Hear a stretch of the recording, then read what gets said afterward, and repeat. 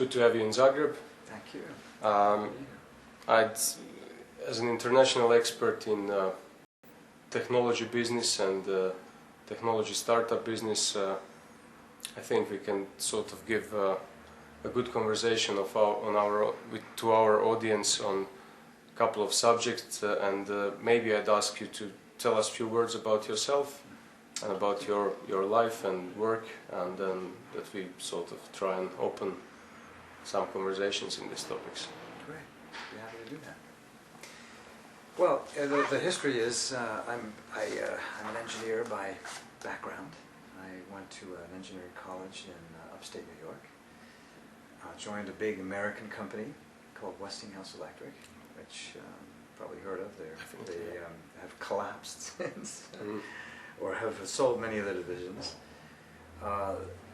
Worked with them in the U.S. for about 5 years, and then left that company in 1987 after I'd done a whole stint in Asia and Singapore. I was running the Indian program, and moved to Switzerland. Fortunately, at a time when the company was actually starting to get acquired by other companies like Siemens and so forth, and moved to Switzerland and set up, I went there with all my belongings and set up a consulting company called Leading Technologies Group, whose mission has been since 1987 to do market consulting, McKinsey style, startups, that is tiny venture-backed companies all the way to large companies, sales, business development, and marketing. Our client base for Leading Technologies has been as big as IBM. It is companies that have had a startup, and I'll explain that later in terms of what they've done, to extremely small companies from California that have software and IT, and we slowly moved Leading Technologies from a company that was doing a few mid-sized startups to IBM in 1993, where we signed a contract to help that division of IBM, which was a semiconductor division, to go to market. And at that point they had massive capacities of semiconductor production, and decided not to hire hundreds or thousands of people, and subcontracted a contract to our company, Leading Technologies, to manage the Swiss market. And so we've been working with IBM since 1993 as the outsourced sales and marketing and business development unit of that semiconductor division in Switzerland. We set up a company in Germany to do the same thing when we were successful in Switzerland, another company in Italy to do that, and a lot of lessons, in fact, that we've learned from having been associated with IBM. And of course, all of the other companies we helped from the 1987 period through date have been about 17 different companies that we've worked with to set up European headquarters. Sales and marketing programs, physical structures, legal entities. So in a nutshell, it's effectively, you could say, we've been doing startups, project startups, business development, sales, marketing, under the banner of this consulting company, Leading Technologies Group. Well, excellent. So Leading Technologies Group, it's about 18 years now in a fast-paced environment, and if I remember right, you said almost like 17, so it's almost like you produced or helped a company a year during that, life cycle. I'm looking at that pace and looking at the technology, what do you think, what is technology bringing now? Where are we standing in terms of history changes, and what is the contribution of technologies to the mankind, and what can you tell us about what do you think, how is all that going to develop for the benefit of people and businesses? Croatia is a small country. We are mainly a technology destination. Not too many technology startups. We can come to that in a later question, and I'd like to ask you something about that as well. But how do you think that people and societies and smaller societies can benefit from the utilization of technology, and what do you think that technology could mean for Croatia, for example? Yeah, that's a good question. Well, clearly Croatia, from my experience, not having been here now 24 hours and not done a lot of study on the country and its history, knowing that there's been a lot of challenges in the whole region here from a socio-economic, cultural standpoint. So from a technology base, clearly there are some things the country could do is either stay with the trends, what's successful today, or to say, will we strive forward and create new ways of doing things? Because you're starting with a new base, potentially a new base. And so taking the technologies of the future and looking at where companies are going, it's clear that production of hardware is probably not a very viable solution when you consider where most big companies, just take IBM as an example, what are they doing? They just sold a few months ago their PC division to the Chinese. And IBM's... Very interesting moment, yeah.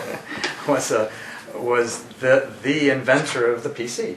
And their entire division was actually very successful for a while, and then they realized they just couldn't compete with the production, the low production costs in terms of hardware of the Asian markets.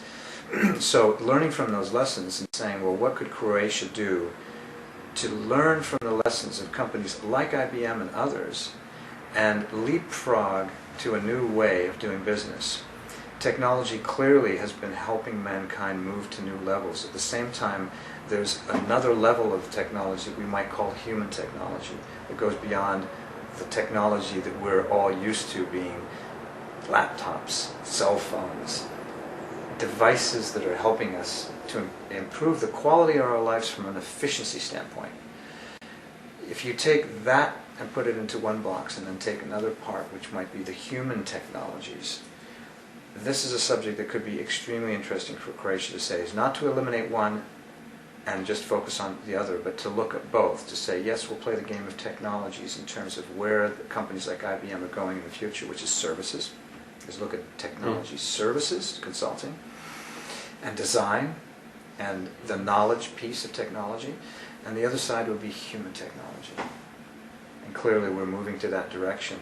And it's, as we all know in business, is trying to limit the risks. So if you go with one idea, you put all your eggs in one basket. But if you look at potential trends in the future and saying, well, let's put our eggs in maybe two baskets. And it means you have to split your efforts from a country and a cultural basis, but you've actually divided your risks and taken less risk by looking at two potential solutions. So the summary would be future technologies in terms of the knowledge-based technologies and future technologies in terms of life-based technologies, human technologies. Mike, for the audience, could you tell us a little bit more about the human technologies? What do you mean by that? What is the... Well, I'll give you an example of what we just talked about in this latest little seminar speech that we just had about an hour and a half ago. The human technologies, the example I'd like to give is actually with IBM. When I started with IBM as their Swiss unit, there was a director in charge of this division of IBM who had a personality. He was a leader, a true human leader. He brought to the startup, he was the vice president of IBM Technology Group International, and helped to start up, hire the people, bring them on board, get the unit going, and actually drive sales worldwide. He was responsible for the entire worldwide sales organization for the technology group, which was all electronics, subcomponent assemblies and semiconductors. The man was he left IBM, of course, but he was a very dynamic leader, pragmatic but dynamic.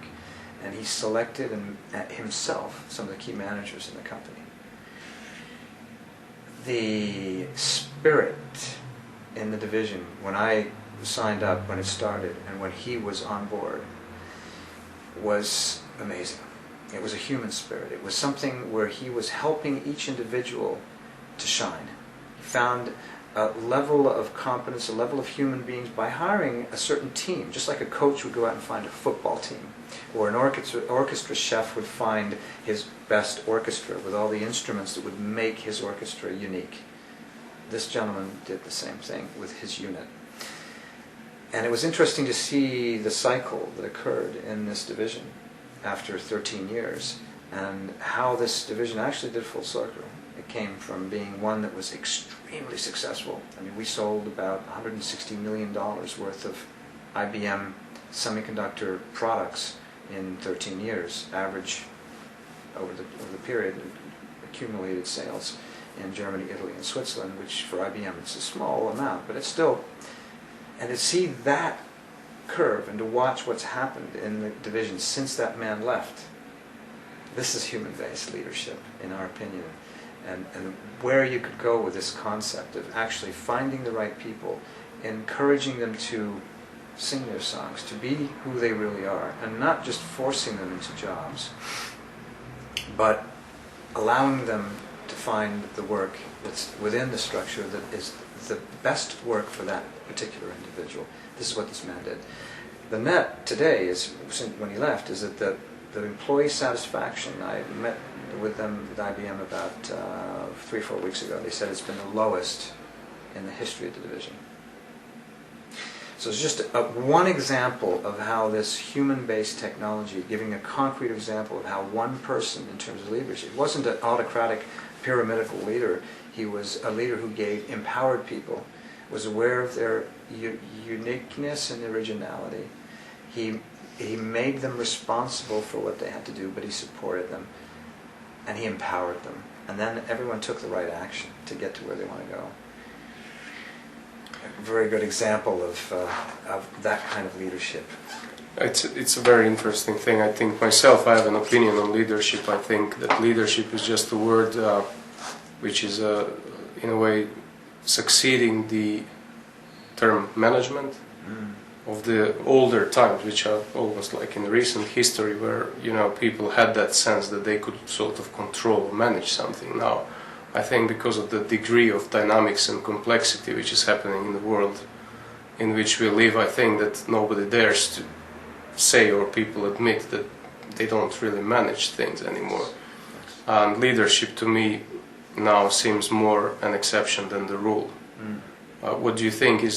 Do you think the mankind is going to evolve to such an environment where you would have leadership as a rule rather than exception? Because the sad thing, as you said, is that when that man left, the whole thing went pretty much down. So, you have these things called succession planning now in big corporates, because they try to sort of almost like define a process which is securing the immortality of the success, if you want. But is this leadership, or what do you think is? Where is the leadership going now that we're talking about that? Yeah, I just firmly believe it's going in this direction.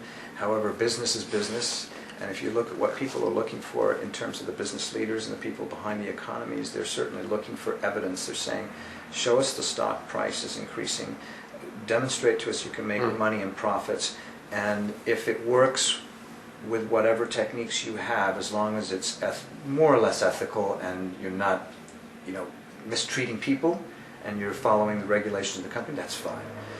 We've been able to get away with that in the past.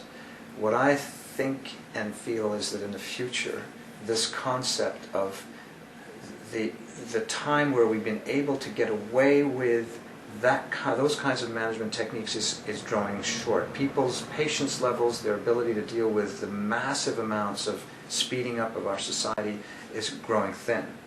And so the question is, how long will the time that we have, the slack in the system, permit us to use old techniques versus moving to new techniques, because things are speeding up so fast. The employees are saying, we just don't have any more time left. Some of the statistics I showed show that employees have less time. They're actually potentially having higher incomes, but they have less quality of life, less time with their families, less enjoyment, less happiness, even though we have more things. And there will come a time when the system says enough. And so we've been living on borrowed time in companies, in my opinion. And that borrowed time, that delta of flexibility is getting smaller. We've been able to get away with it, if you want to say, just by fudging. And that delta of flexibility is getting much smaller. And my guess, 5, 10, 15 years is probably about what may be left in terms of the potential of allowing companies to just get away with it without really addressing what we're talking about, this life concept, the life leadership, life management, life businesses, that is dealing with human needs and addressing them, allowing people to grow, allowing people to transform, bringing the human-based pieces into the companies. The time's getting short, and so there's an opportunity there. That means people and companies can implement now and be ahead of the curve rather than follow. Let's go back maybe to your like sort of business background of helping technology startups. I mean, in a fast-paced environment, and we could say that the whole engine of the global economy is speeding up, and we hope it's not going to fall apart, or it shows some signs of wear and tear in many areas, including management. But could you give us an idea what do you think of a successful life cycle of a technology startup from a conceived idea to the, let's say, a product which is materialized through a number of transactions on the market which are profitable? Because I think this is something which is relevant for this country as well, which is traditionally not used to the thinking and the knowledge of the technology startup. And we did discuss that a few days ago in a forum of IT professionals led by Privredni Vjesnik, who did a publication on the ICT, and there was a discussion about Croatian IT, whether it's an industry or is this just a sort of like a kind of market, a destination market and thing. Could you please give us like maybe a life example of from idea to success, if you want, or how do you look at different stages? And yes, exactly. Well, I would say that it's going to depend a lot on if it's a service or a product. If it's something that can be rapidly launched, like a consulting service or some ideas or software, this can go pretty rapidly. If you're talking hardware, if we go back to my original model where we said, what could Croatia be focusing on? It would be some of these new management techniques in companies, and then the other side would be service-based technologies versus hardware-based technologies. If we take software for an example. Software as an example, if it's something that's not complex and system-based and where you're talking about enterprise-based software where you've got millions of lines of code to develop, I'd say you're probably looking at a time window of 1 to 3 years. We're still in that same kind of level of investment required in order to get a company really going. And to reduce it below 2 to 3 years is really from idea to launch a product, is something that would be stressing most human beings and markets and so forth. Even though we're saying we're in a spiral where things are going faster and faster, and we're developing tools, we're developing all kinds of systems to allow development to go faster.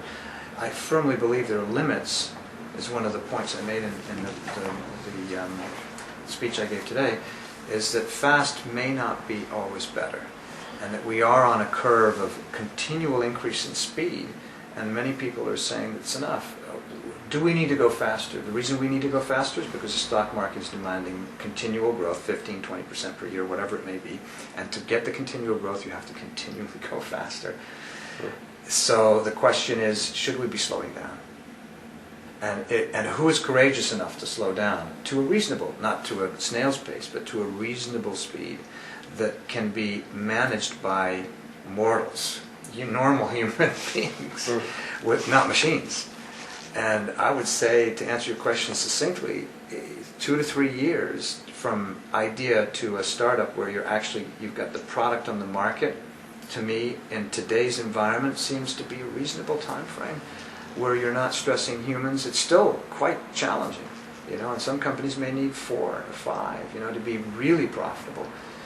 But you go back to the old VC investment formulas and strategies, get us a return. We're willing to invest for 3 years, and let's see at least some income coming in after a couple of years.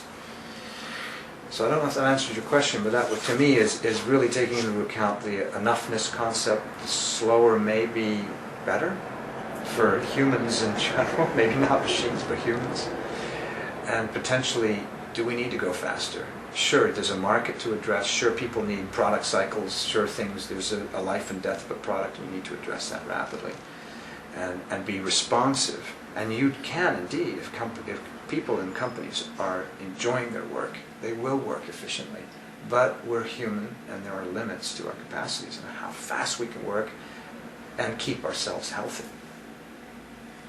It's an interesting thing. I take sometimes in a fast-paced environment, I analyze my working day sometimes. Mm.